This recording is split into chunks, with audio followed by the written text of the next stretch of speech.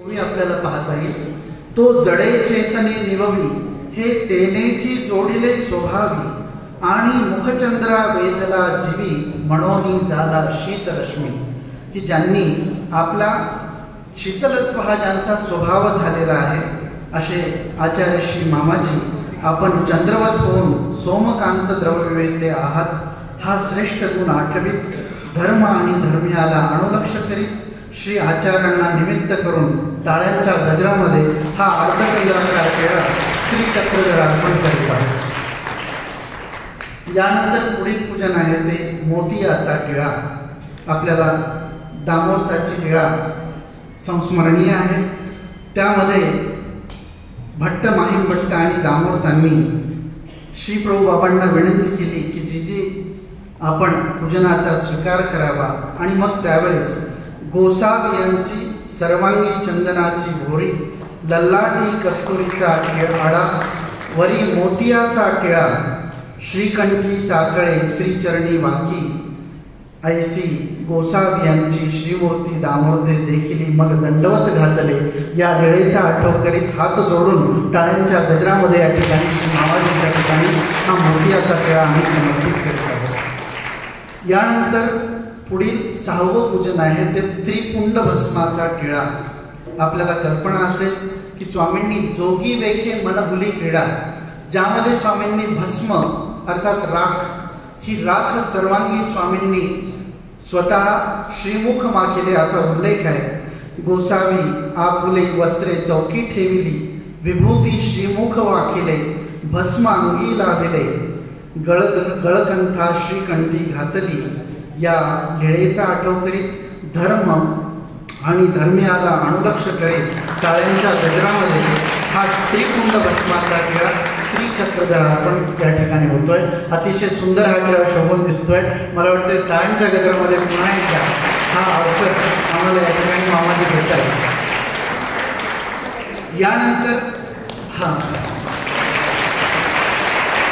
अतिशय सुंदर, तर आम्ही तितके भाग्य जोडले नाही की जे आम्हाला स्वामींची श्रीमूर्ती पाहायला मिळाली, परंतु आज आचार्यश्री हा अवसर देऊन खरोखरच आम्हाला उपकृत करीत आहे. टाळ्यांच्या गजरामध्ये पुन्हा एकदा मामांना अभिवादन करतो.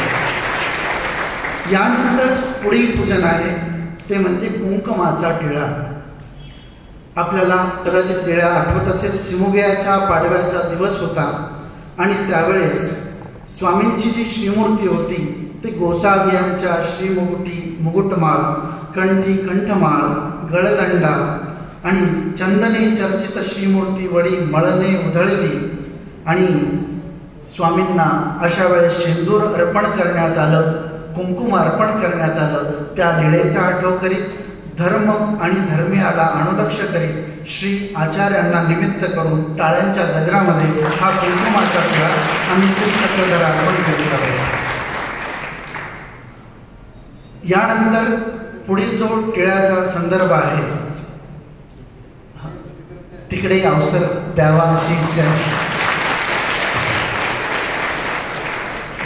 प्रणाम. यानंतर पुढील जे पूजन आहे ते दधी जोंधण्याचा टिळा. चिचोंडी पाटील आपल्या सर्वांना अतिशय वंदनीय असलेलं हे पवित्र स्थान आणि त्या ठिकाणी तेतीच्या बडव्या ते घर प्रवेशू झाला तेही गोसावियांची टिळा केला दही जोंधळ्याच्या अक्षता लाविल्या. आणि हा दही आणि जोंधळे निश्चित असलेला हा टिळा स्वामींना अर्पण केला. त्या लीळेचा आठव करीत धर्म आणि धर्मियाला अनुलक्ष करीत श्री महदाचार्यांना निमित्त करून हा टिळा श्री चक्रधर अर्पण आम्ही करीत आहोत. अतिशय सुंदर हा टिळा दिसतो आहे जो दही जोंधळ्याच्या मध्ये जोंधळे चढवलेले आहेत आणि हा अवसर मामा आपणा सर्वांना देत आहेत. या ठिकाणी टाळ्यांच्या गजरामध्ये श्री मामाजींना अभिवादन केलं. आणि आता शेवटचं पूजन टिळ्यामधील ते म्हणजे पत्रवेली.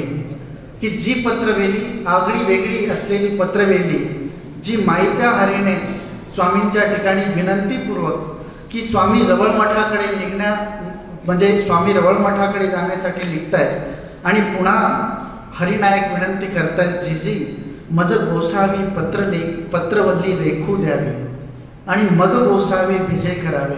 आणि त्यांच्या विनंतीचा स्वीकार करीत बाईसांना समोर पाठवीत स्वामी थांबतायत आणि अत्यंत प्रसन्न मनोधर्माने स्वामी हरिमाई त्यांना ती अर्चना करण्याकरता स्वामी परवानगी देत आहेत आणि माहिती हरी सुद्धा अतिशय भावपूर्वक ही पत्रवेली स्वामींच्या भाळ प्रदेशी ओळखवत आहेत।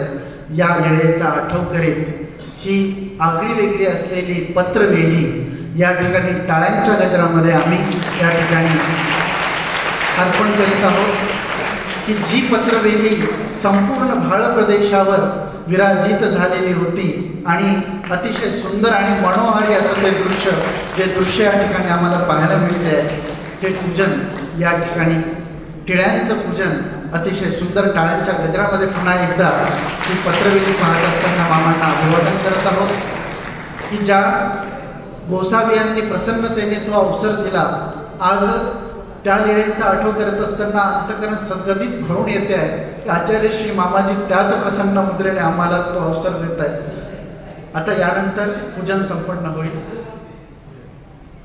टिळा संपन्न झालेला आहे। यानंतर